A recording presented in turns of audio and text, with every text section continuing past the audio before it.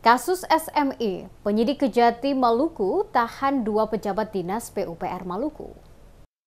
2 pejabat di Dinas Pekerjaan Umum dan Perumahan Rakyat atau PUPR Provinsi Maluku ditetapkan sebagai tersangka dugaan tindak pidana korupsi proyek pembangunan talut pengendalian banjir di Kabupaten Buru. Proyek ini dibiayai melalui dana pinjaman dari PT Sarana Multi Infrastruktur atau SMI sebagai bagian dari Program Pemulihan Ekonomi Nasional atau PEN akibat pandemi COVID-19 dengan total plafon pinjaman sebesar 700 miliar rupiah.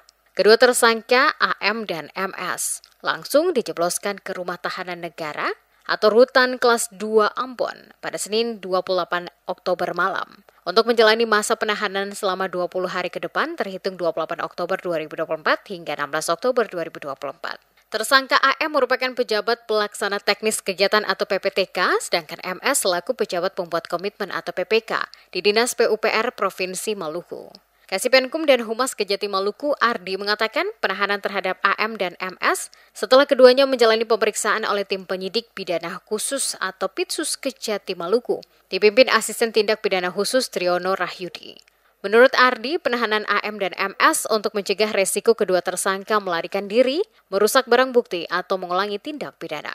Kedua tersangka diduga melakukan penyelewengan anggaran proyek yang dibiayai melalui dana pinjaman dari PT Sarana Multi Infrastruktur atau SMI sebagai bagian dari Program Pemulihan Ekonomi Nasional atau PEN akibat pandemi COVID-19 dengan total plafon pinjaman sebesar 700 miliar rupiah.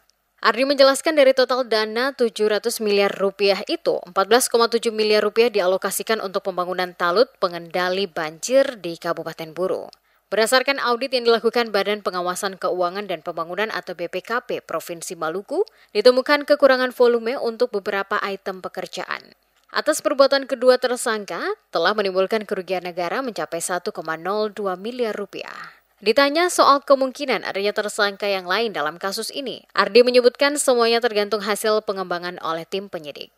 Jadi ada kekurangan volume yang kurang dalam pelaksanaan kegiatan pembangunan proyek talut tersebut. Selain kedua tersangka ini, apakah ada tersangka lainnya? Ya, kemungkinan akan berkembang. Itu nanti kita lihat hasil pemeriksaan selanjutnya dari teman-teman tim Pitsus. Akan ada penambahan apakah atau tidak.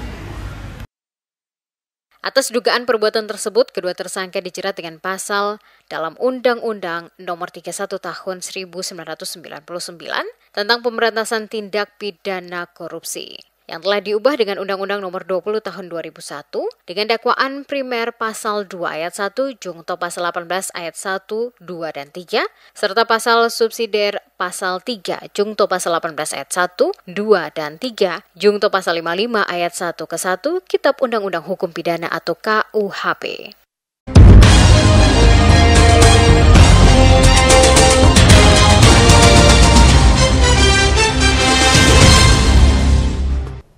Jangan kemana-mana pemirsa, kami akan kembali sesaat lagi untuk Anda.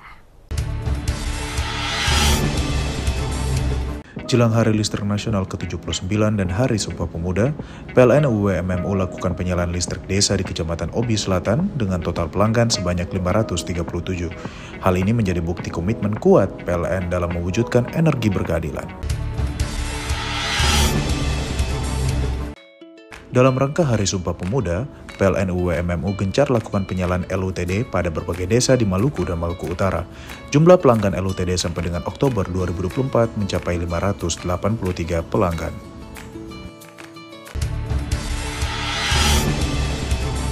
Suasana Hari Sumpah Pemuda, PLN UWMMU gempur pemutakhiran data non-DTKS dengan tujuan untuk memverifikasi dan memvalidasi data pelanggan. Hal ini merupakan langkah penting dalam meningkatkan kualitas pelayanan PLN. Survei akan terus dilaksanakan sampai dengan 30 November.